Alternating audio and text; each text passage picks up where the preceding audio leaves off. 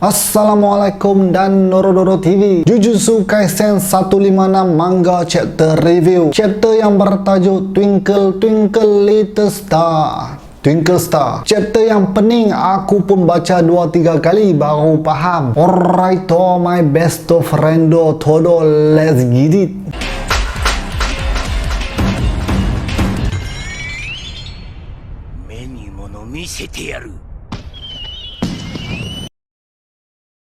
Chapter ni bermula dengan Megumi perasan dekat arnab dia ada tanda bintang yang bernama Ecrux. Kemudian dekat pintu bilik yang ada Yuji dan Hakari pula ada bintang yang bernama Gekkrux. Kita juga dapat lihat rabbit escape Megumi yang banyak tu pun tak dapat sentuh Kirara. Kirara cakap kes teknik dia dapat tinggalkan tanda dekat kes energi. So Shikigami pun berkesan sama macam pengguna Shikigami. Kirara plan untuk himpit Megumi dengan arnab yang banyak tu, tapi Megumi lenyapkan arnab-arnab tu. Megumi tanya Panda perasan tak apa-apa pasal rabbit escape, tapi Panda pi cakap yang dia lagi comel daripada arnab-arnab tu. Megumi lancarkan rabbit escape dengan banyak untuk tengok apa yang boleh arnab-arnab tu dekat dan tidak boleh dekat. Panda bagi tahu yang arnab-arnab tu boleh dekat dengan dia tapi tak boleh dekat dengan Kirara dan pintu bilik monitoring. Panda cek badan dia juga ada bintang yang bernama Imai. Dekat Megumi pula bila dah cek ada bintang yang bernama Ecrux sama dengan arnab-arnab dia. Dekat Divine Dog pun mesti ada tanda bintang. Megumi akhirnya sedar yang kes teknik Kirara berpandukan dekat Buruj. Kita kena tahu pengetahuan tentang bintang-bintang di angkasa dan motif Buruj Kirara ialah The Southern Cross.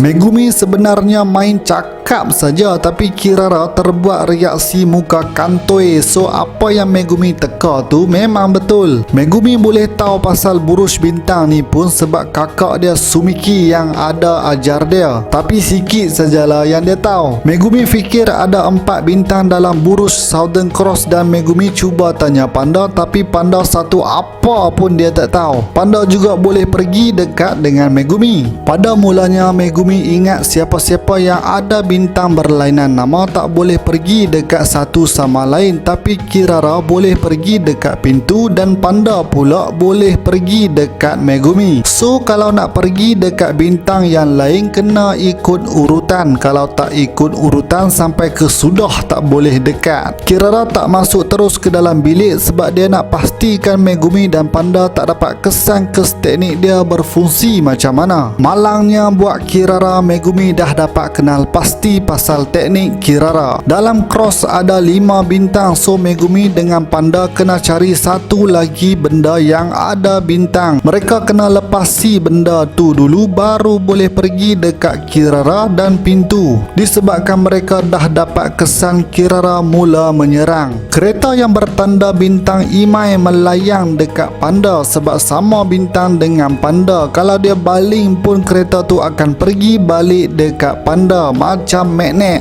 Bintang boleh ditanda dekat kes energi, so macam mana objek yang tak ada kes energi boleh ditanda? Jawapan dia ialah benda-benda tu ada bekas kes energi yang ditinggalkan oleh orang. So dengan kepintaran Megumi dia dapat cari objek yang ada bintang kelima yang berada berhampiran dekat kawasan tu. Megumi berjaya melepasi bintang kelima tu yang bernama Mimosa. Megumi fikir tak ada benda dah yang boleh melayang dekat dia sebab Kirara dah habis guna ke semua kes energi orang dekat situ termasuk diri dia sendiri. Tapi Megumi silap sebab Kirara buat benda melayang pergi dekat Megumi selepas Kirara guna kes energi dia untuk hilangkan bintang Ginan dekat Kirara dan letak bintang Ecrux dekat objek yang dicampurkan dengan kes energi Kirara. Kiranya bintang Ginan tak ada lah masa tu, cuma ada Imai, Ekrux, Mimosa dan Gekrux. Megumi punya teori pasal kes teknik Kirara ni memang betul. Kes teknik Kirara bernama Love Rendezvous Interstellar Flight yang menggunakan burus Southern Cross sebagai motif. 5 bintang digunakan ke atas kes energi target. Urutan pula mengikut jarak-jarak bintang tu dari bumi. Urutan tu bermula dengan Panda, Megumi, satu objek, Kirara dan akhir sekali pintu. Pintu tu macam paling dekat dengan bumi lah dan Panda pula bintang yang paling jauh